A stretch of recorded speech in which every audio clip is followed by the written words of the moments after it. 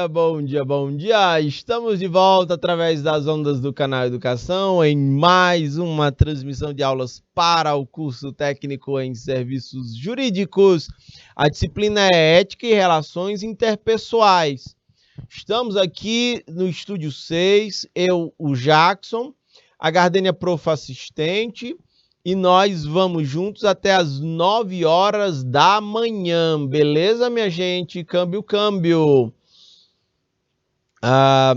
Inclusive, nós estamos aqui tratando na prática, dando vários exemplos, discutindo teoria e trazendo exemplos para vocês de como a gente pode estar praticando esses tópicos relacionados à ética, a relações interpessoais. Nesta aula do dia 19 de agosto do ano de 2022, dia do teatro, dia do fotógrafo, dia do ator, né? São algumas das datas comemorativas do dia de hoje. Jackson, por favor, pode botar o slide todo aí na tela, câmbio. Meire Mendes, bom dia, seja bem-vinda, câmbio, voltamos, Gardênia. Capitão Gervásio Oliveira, Esperantino, Napoleão Gerumênia, João Costa e Ribeiro Gonçalves estão conectados conosco aqui pelo chat do IPTV. Vamos adiante, minha gente. Deixa eu calibrar minha canetinha mágica para a gente trabalhar. Então, ainda aqui, a gente estava falando disso e eu fui dar exemplos de várias profissões, não é?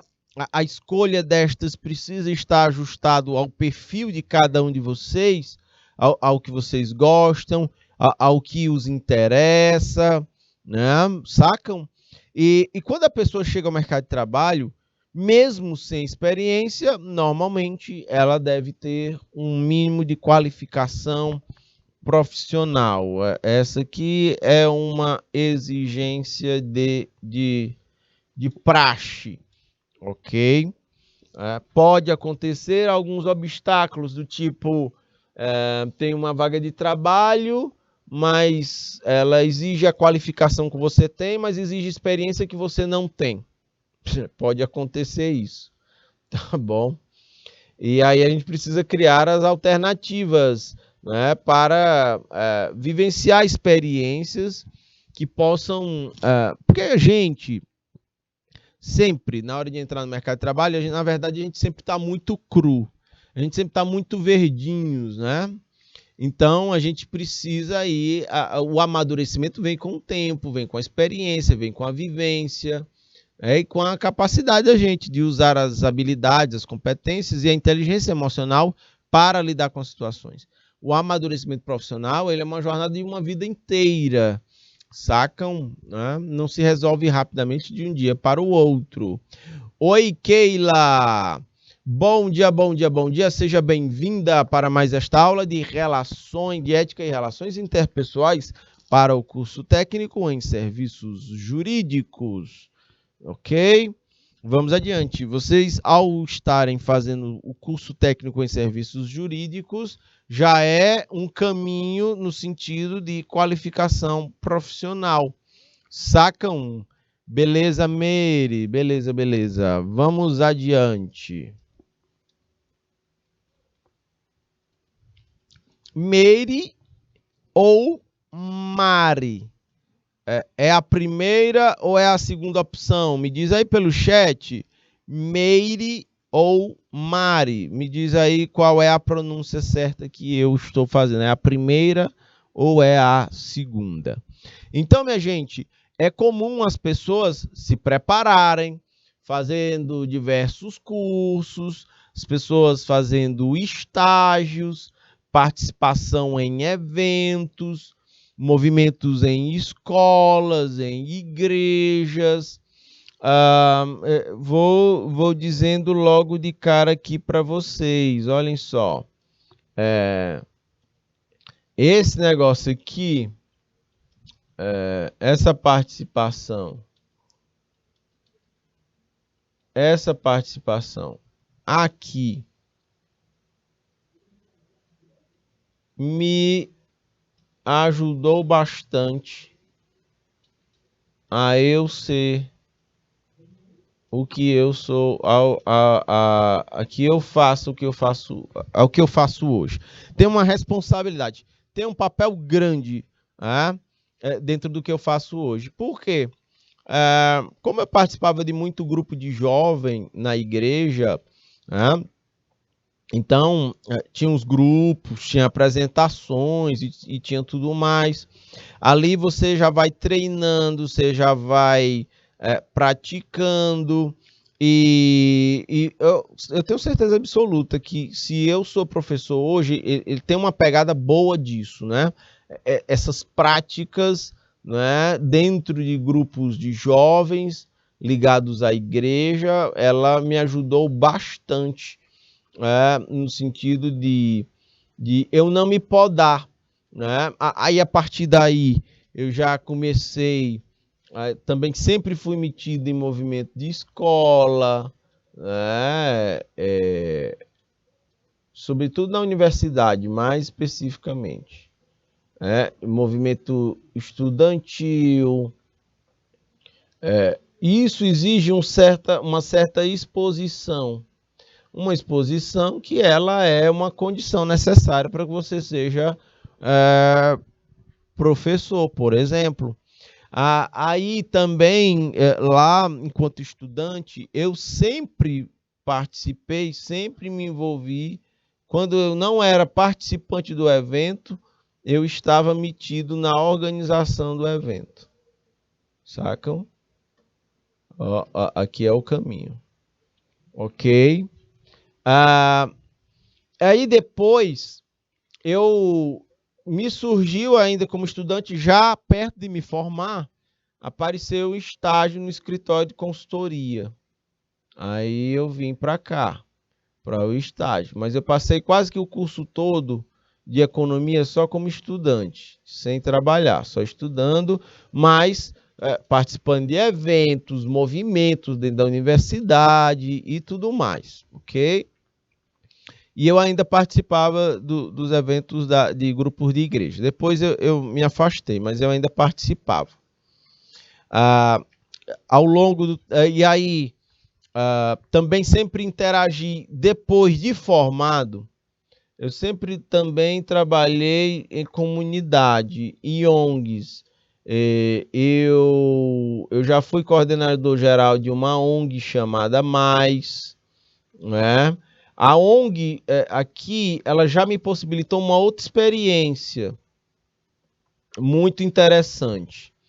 Eu já fui através da ONG, tive a oportunidade de participar de uma audiência pública lá na Câmara dos Deputados, em Brasília. O pessoal paga a passagem de ida e volta, a hospedagem lá no hotel, e aí tive a oportunidade de participar de uma audiência pública em alusão à Semana da Consciência Negra, falando sobre economia e falando sobre a inserção, né, da população negra no mercado de consumo. Sacam? Olhem as coisas aí, olhem, aí eu estou dando a minha experiência, das minhas jornadas, como foi que eu fui fazendo, mesmo sem tendo experiência, eu fui criando as situações. Eu vou dizer uma coisa para vocês, só essa participação em eventos aqui, né? E aqui eu já estava formado, e sempre, ainda hoje faço isso, participando de eventos, né? Trabalhando em comunidade, em ONG, isso dá uma visibilidade, que foi isso que me levou para trabalhar lá naquela organização que eu mencionei para vocês.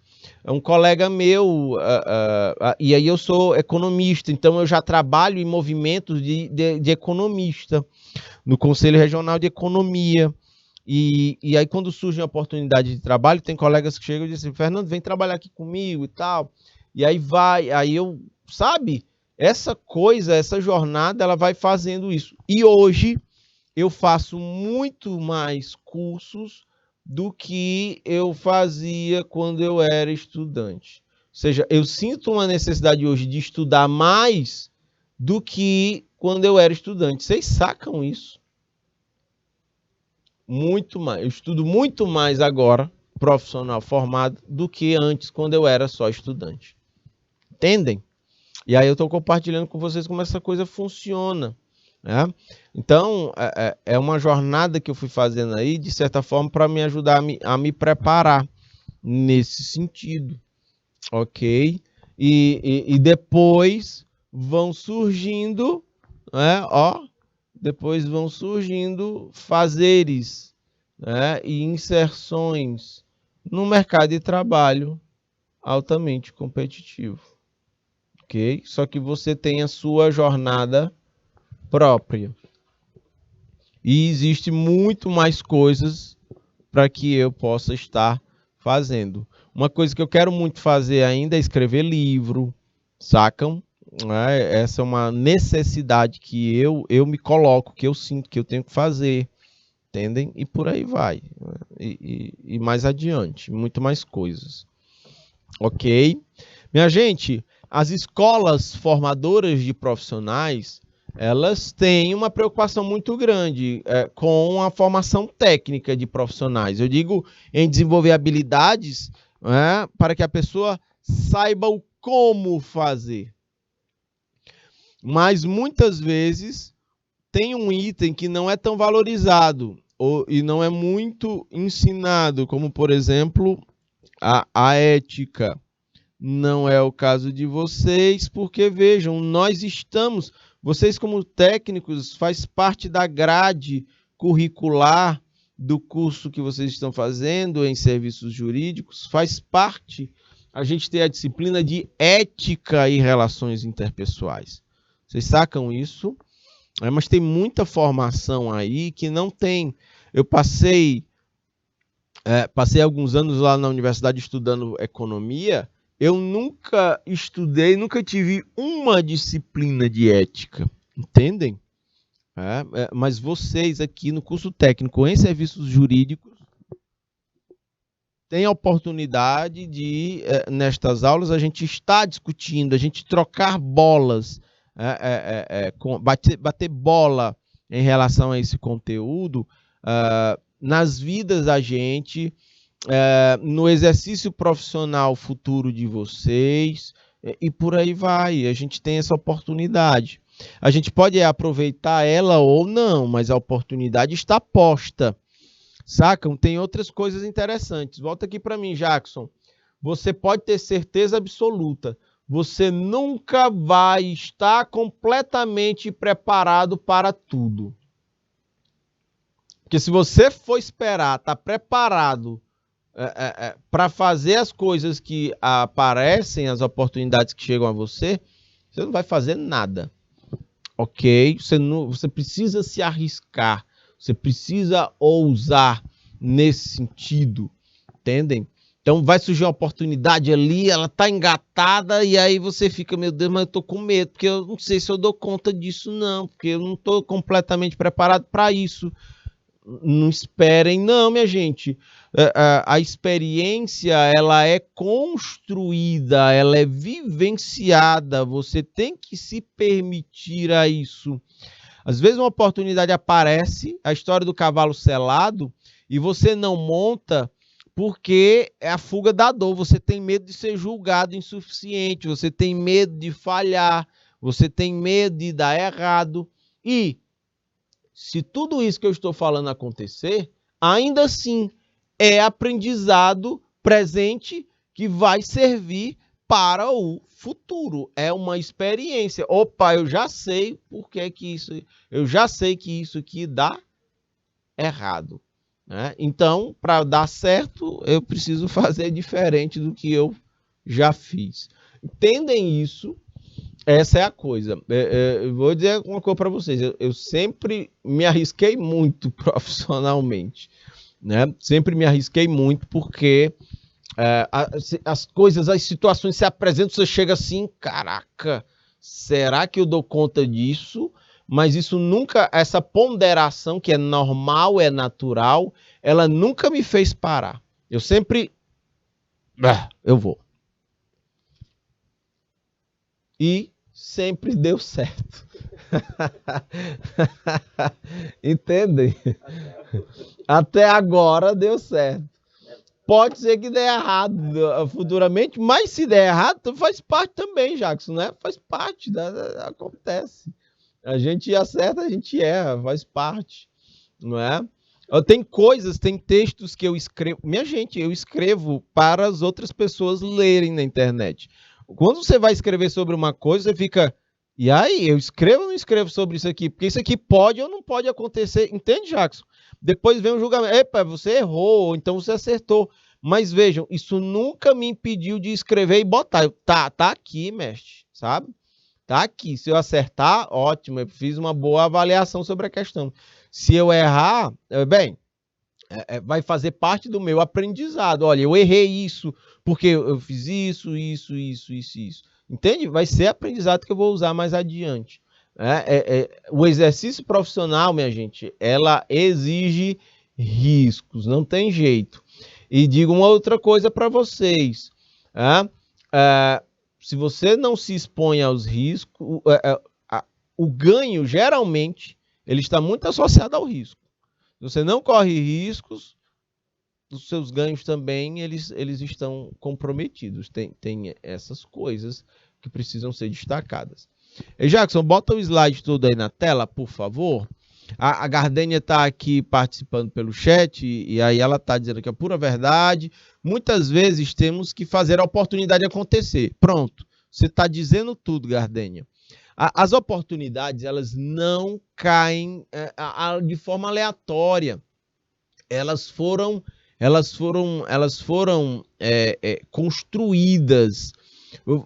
Pode ter certeza absoluta. Me bota aqui na tela de novo, Jackson. Nós nos colocamos nas situações em que nós estamos. As pressões que você sofre, foi você quem se colocou naquela situação que vai lhe gerar determinada pressão. Por exemplo, se existe uma pressão sobre você do ponto de vista de fazer prova, de ser aprovado, ou no curso técnico, ou no ensino médio, foi você que se colocou nessa situação. Foi você que se colocou nesta pressão. Então você é perfeitamente capaz de aguentar a pressão. Entendem isso? Se você, por exemplo, está solteiro e namora, ou, por exemplo, no momento futuro você vai casar, e o casamento lhe exerce certas pressões pessoais. Foi você que se colocou naquela situação que lhe impõe determinadas pressões.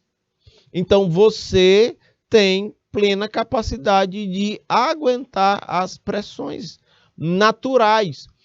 A vida, ela é desse jeito. Ora, se eu estou num exercício profissional, eu me coloquei naquela situação. Ou se eu sou nem, eu nem estudo e nem trabalho.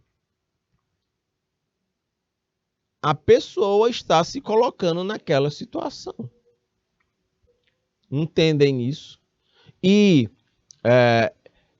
ela não vai ter meta, ela não vai ter pressão para atender meta, ela não vai ter pressão para atingir resultados, sacam? Não vai ter isso na vida dela.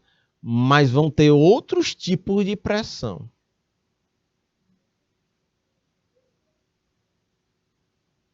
E outros tipos de pressão muito mais fortes. Porque você vai chegar, vai olhar para a pessoa e ela de repente está com 40 anos e aí, nem, como assim, Bial? Entende? Você estuda o quê? Você faz o quê? Você trabalha em quê? E a pessoa, nem, como assim? A gente vem para a vida para se desenvolver intelectualmente, para se desenvolver espiritualmente, entendem? E aí a pessoa, nem. Entende? A pressão é a gente que se coloca.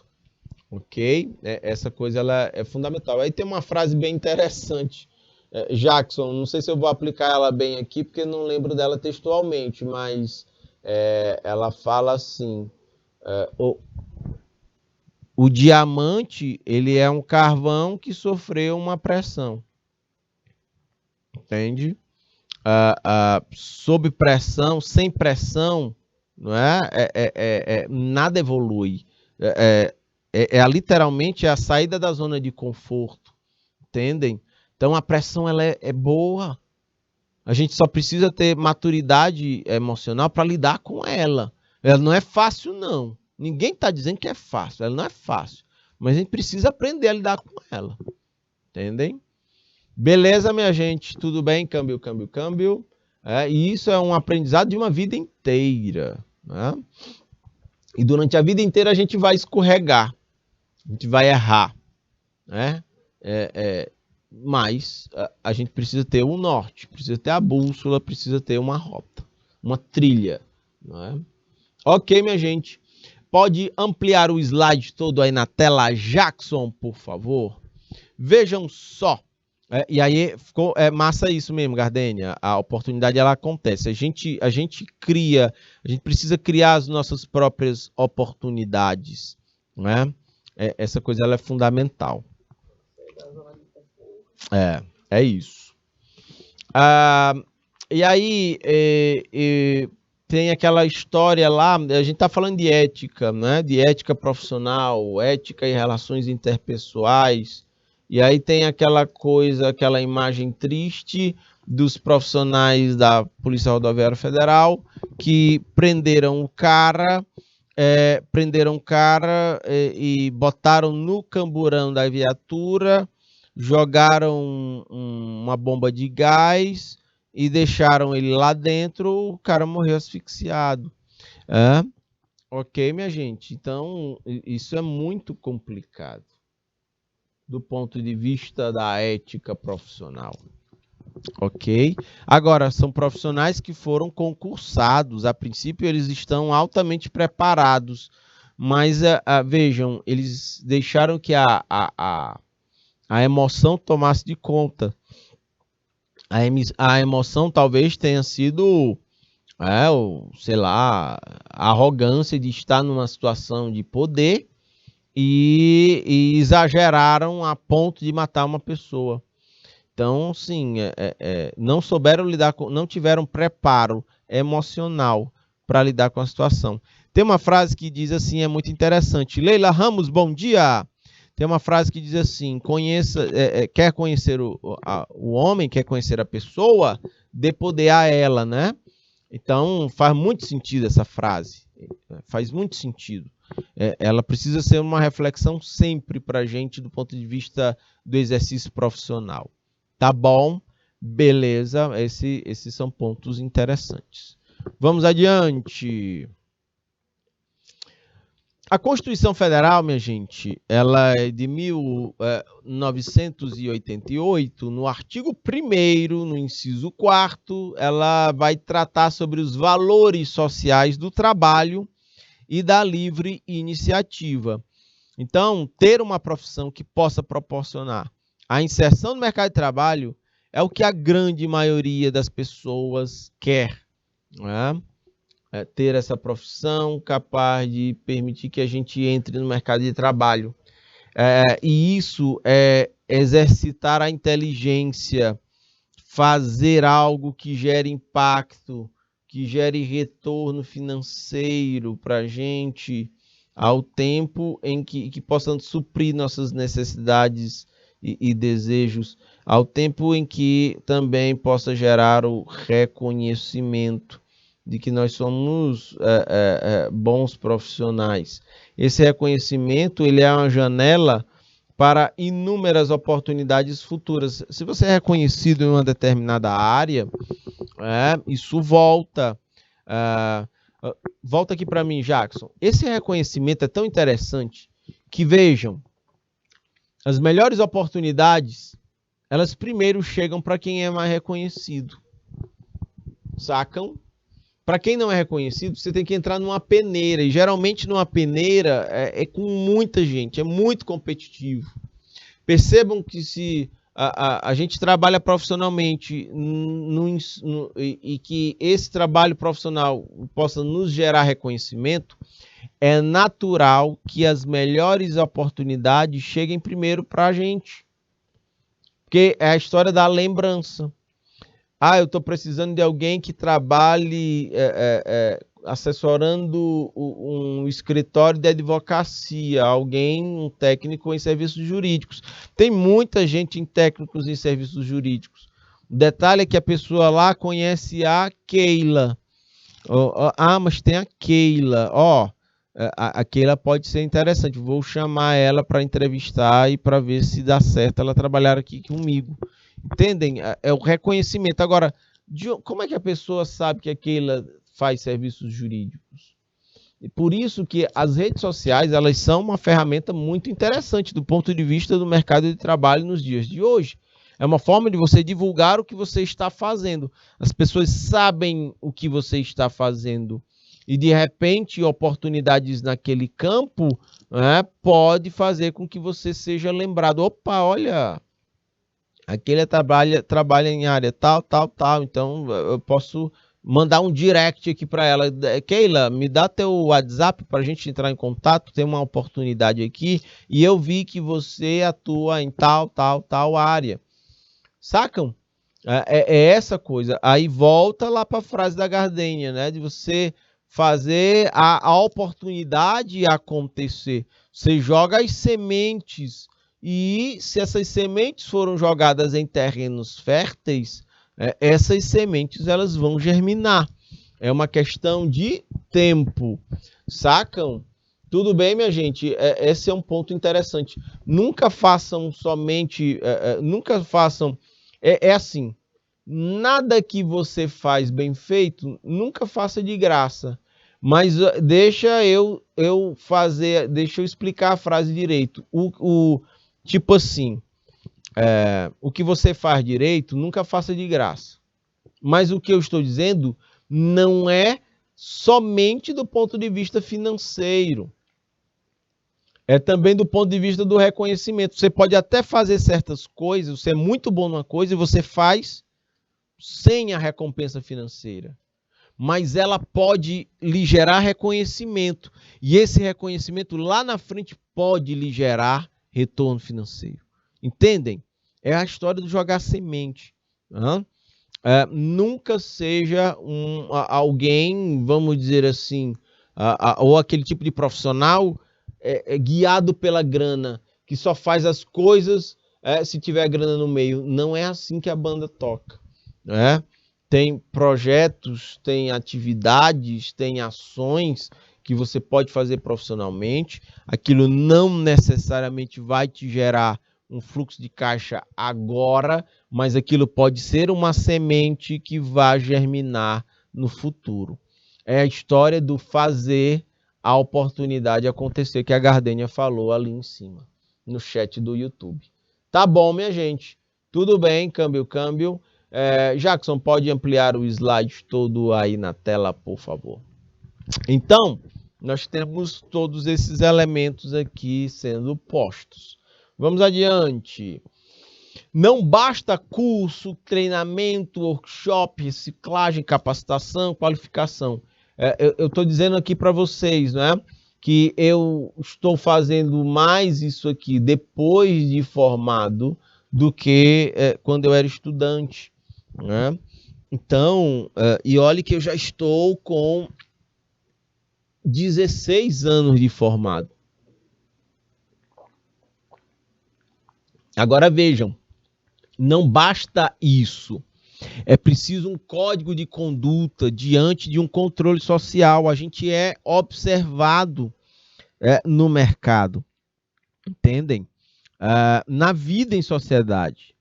Uma atitude equivocada, ela pode comprometer uma reputação, né?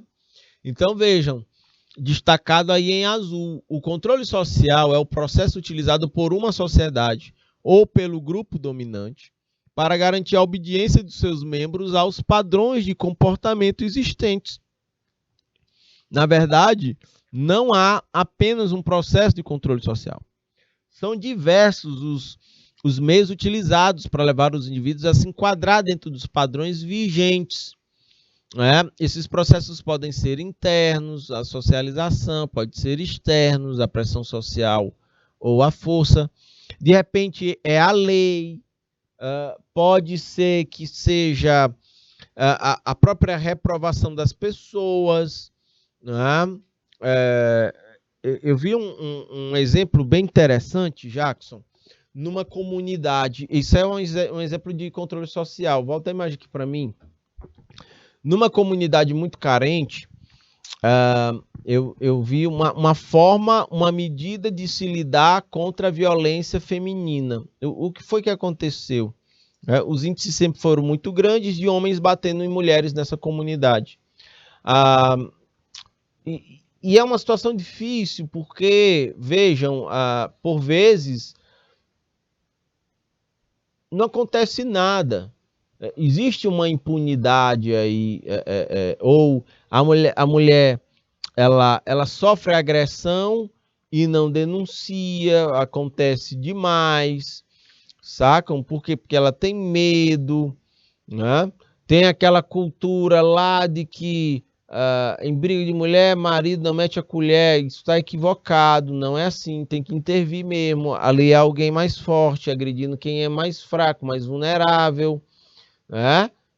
Não entrar não é a melhor saída. O que foi que a comunidade fez?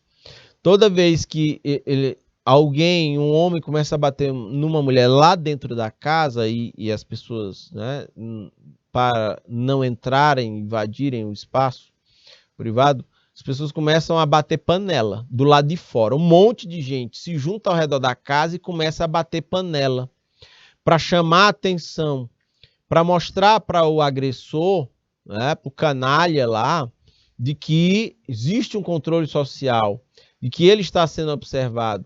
Chamam a polícia e começam a bater panela lá. E o cara para de bater, né? Na comunidade já foi mostrado, já foi comprovado esse tipo de padrão de comportamento. Quando o cara sabe que ele não está batendo na mulher porque ele está dentro de casa. A princípio ninguém está vendo. Mas por conta do barulho, chama a atenção, as pessoas começam a bater panela lá do lado de fora da casa. E batendo panela, isso inibe o canalha, né? Tem uma frase muito interessante do Humberto Eco, esse importante autor, depois podem pesquisar no Google sobre ele, vocês vão gostar. Ele tem livros muito interessantes. Os livros dele geralmente envolvem uma investigação, um negócio muito massa, e são livros ambientados numa época mais antiga, mais anterior, é interessante.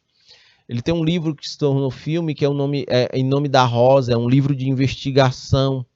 Eu ganhei de presente outro dia um outro livro dele, que é O Cemitério de Praga, é muito massa. E nesse livro, O Cemitério de Praga, tem uma frase muito legal. Ela se conecta com isso que a gente está discutindo de ética e relações interpessoais. O livro tem uma frase que ele diz assim: o canalha prefere o punhal à espada. Sacam? O canalha ou o antiético, ou ele prefere fazer as coisas. Por que é o punhal, Jacques? Porque é mais fácil de esconder, né? E de ele atacar covardemente com punha. Com a espada, você puxa a espada, tá lá, tá todo mundo vendo a espada. A pessoa pode se preparar para, né? Antes de receber o golpe da espada. Com o punhal não, o punhal tá aqui, ó, guardado no bolso. Aí o covarde chega aqui, né? Ninguém tá vendo, ele puxa aqui, opa, dá a estocada, entendem? Então, assim, o punhal é fácil de esconder.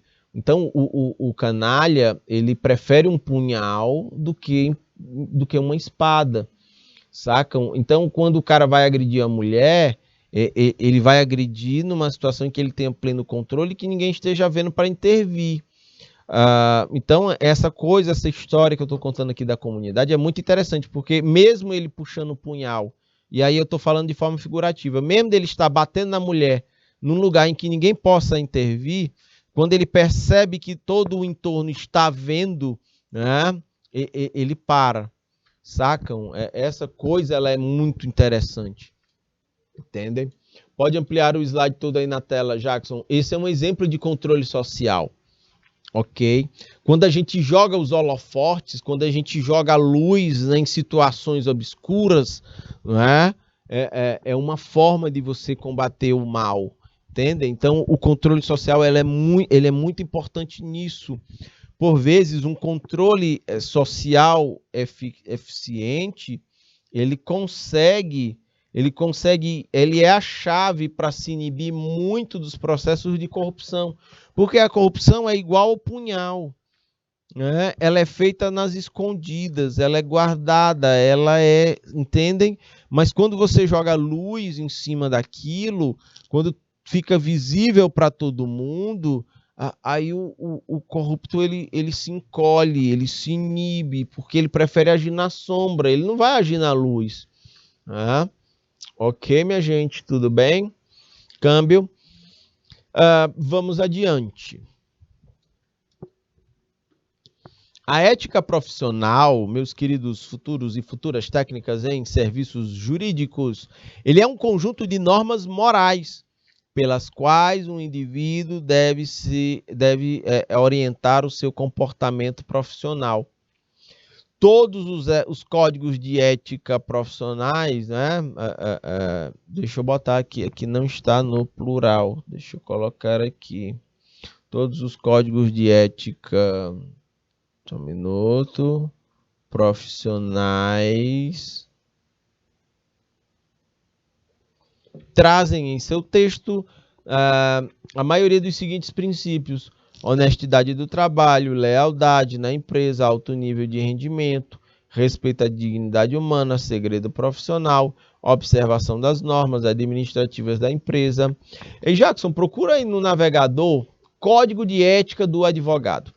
Vocês, como futuros técnicos em serviços jurídicos, estarão trabalhando para advogados, poderão estar trabalhando para promotores, para juízes, para operadores do direito.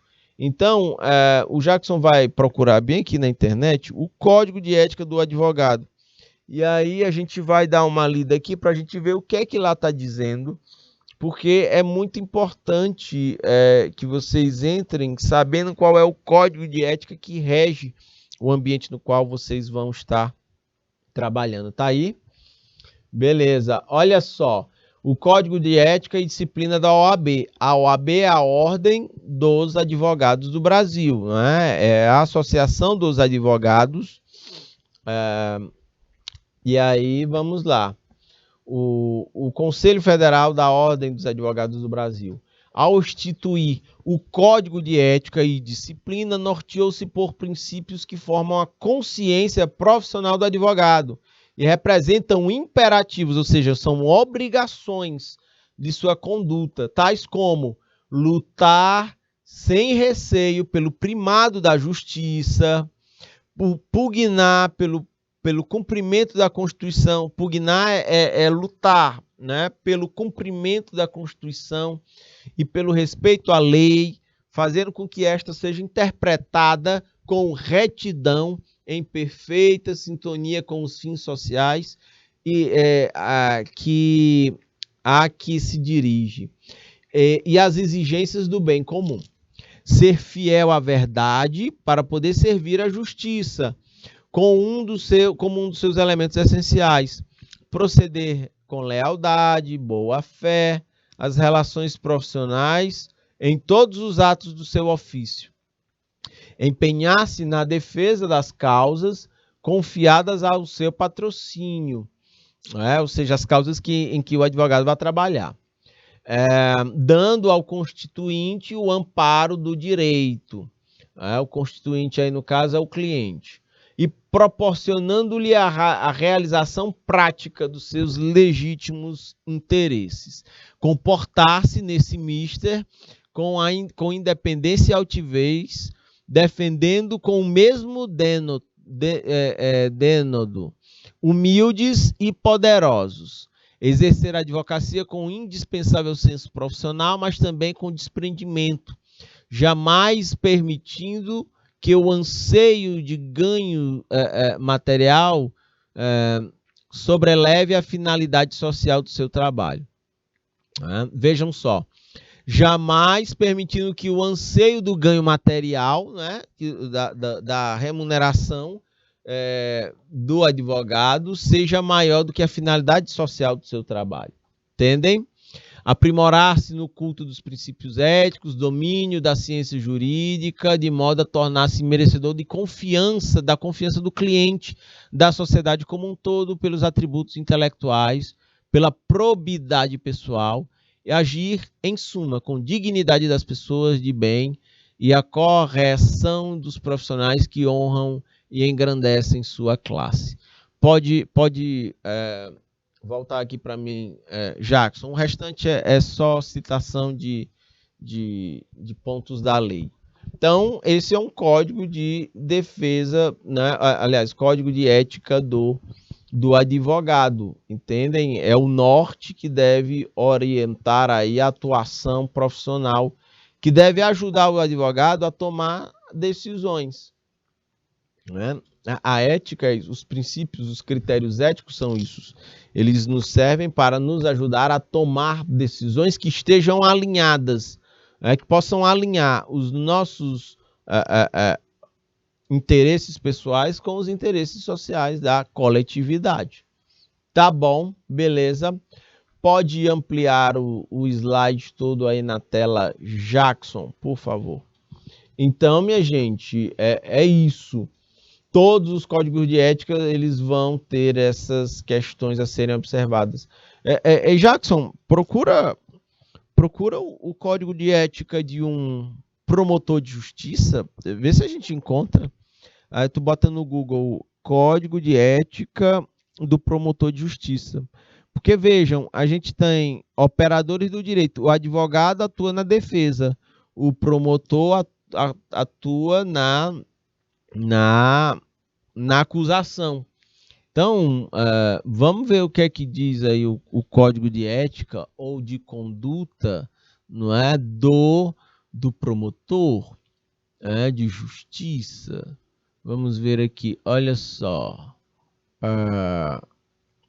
se é o mesmo, pode descer, ó. Deixa eu dar uma olhada aqui nesse começo. A ética é um braço... o Jackson ainda vai compartilhar na tela aqui para vocês podem dar uma lida. Só um minuto. Câmbio. Vamos lá. Vamos já compartilhar aqui na tela. Beleza, vamos adiante. Olha só, ética é um braço da filosofia, trata sobre o que é moralmente bom ou mal, certo ou errado, né? Se é o comportamento da moral, aponta para ações íntegras, né? É o exercício das condutas. Ok. E vejam, nenhuma prática profissional está isenta de reflexão ética. Nenhuma. Em nossa sociedade, mesmo as profissões que não têm um código de ética, com normas e condutas explícitas e escritas, ela tem uma ética aplicada ao exercício da sua atividade. Ok? Não é apenas ter uma boa formação ou competência teórica e técnica, mas uma boa formação pessoal, né? Capacidade de respeitar e ajudar a construir e manter a dignidade humana. Ok? O Ministério Público, o promotor de justiça e a ética, né? Então, o Ministério Público ele está constitucionalmente estabelecido como uma instituição permanente e essencial à função jurisdicional do Estado. Incumbindo-lhe a defesa da ordem jurídica do regime democrático.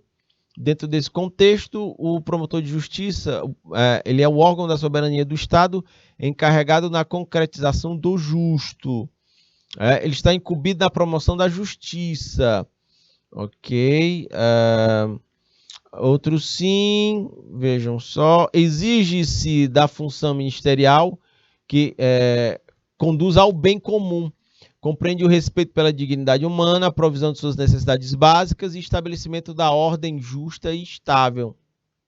A dignidade humana é preservada quando a atuação do promotor de justiça cinge-se ao comportamento do homem que é povoado, que é provado, que é contrário ao direito natural e que merece reprovação. Reprova-se o erro e se enseja o homem a sua emenda, o seu aperfeiçoamento, o interesse que interessa a sociedade como um todo. Então, aqui é interessante, minha gente, né? Ao promotor, a atuação do promotor de justiça cinge-se, ou seja, cabe ao promotor de justiça,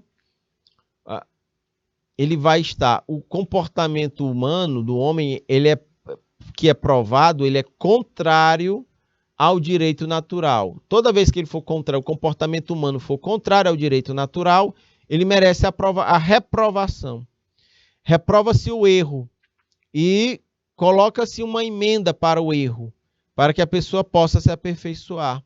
É daí que vem o papel do promotor de justiça. Pode voltar aqui para mim. No sistema jurídico, as pessoas cometem crimes. Esses crimes devem ser reprovados. É esse o papel do promotor de justiça, reprovar os crimes e a eles atribuir uma emenda, uma pena que sirva para emendar aquela conduta que feriu a legislação, que feriu a lei. Entra o advogado na defesa do cliente.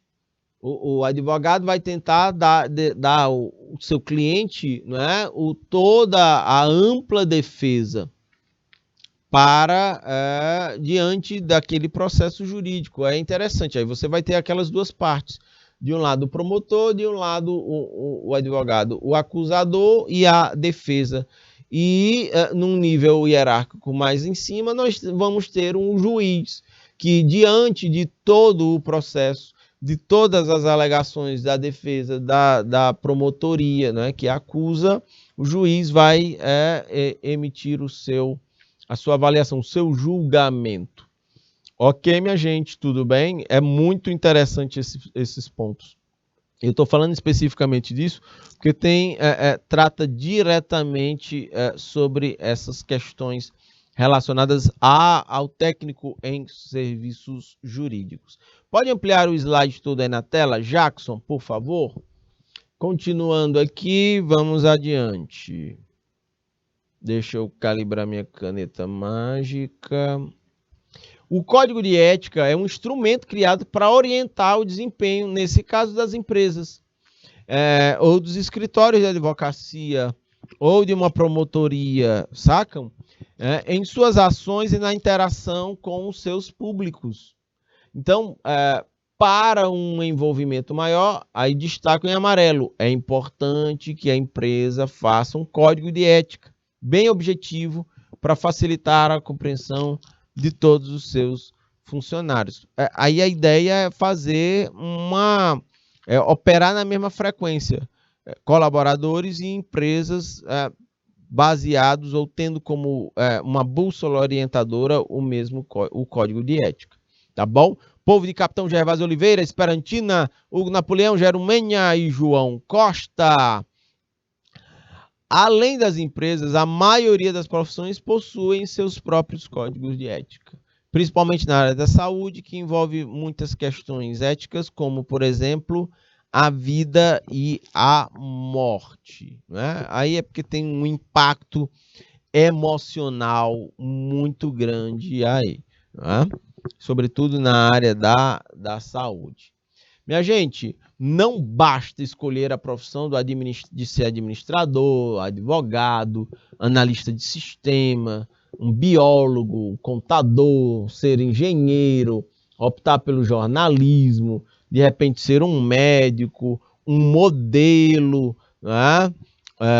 Um odontólogo, ser professor, químico ou qualquer outro tipo de profissão. Destaco em amarelo.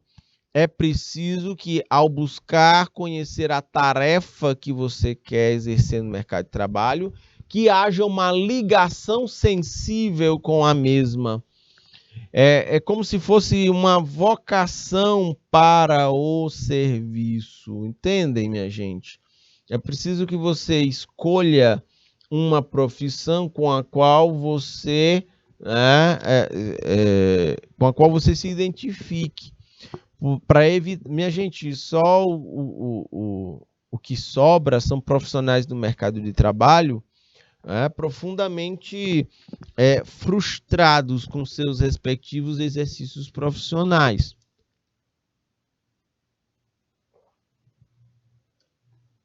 Dificuldades sempre vão acontecer. O detalhe, Jackson, é que é mais fácil você enfrentar a dificuldade fazendo o que gosta do que fazendo o que não gosta. Olhe, você fazer dificuldade com que você ter dificuldade com o que você não gosta é mão de obra pesada. Vamos imaginar, deixa eu usar como exemplo aqui o projeto de aprendizagem interdisciplinar de vocês. Pesquisar sobre um assunto, fazer um trabalho, um projeto de pesquisa de um assunto que você não goste. Ora, se com um assunto que você gosta, dá trabalho, sofre, você chora, você está no computador aqui, o bicho dá um pau, aí você começa a dar febre, porque o negócio está dando errado e o prazo está chegando e você não está dando conta. Ora, se fazendo um assunto que você gosta, você sofre desse tanto, avalie, como diz o caboclo do interior, se você está fazendo um projeto de pesquisa que dá um trabalho danado e o assunto você não gosta. Caraca, é muito complicado. Então, a escolha da profissão também precisa passar por isso. Você precisa gostar do ofício, né? e aprofundar, até porque você vai passar uma vida inteira estudando aquele assunto, se, óbvio, você for uma pessoa dedicada.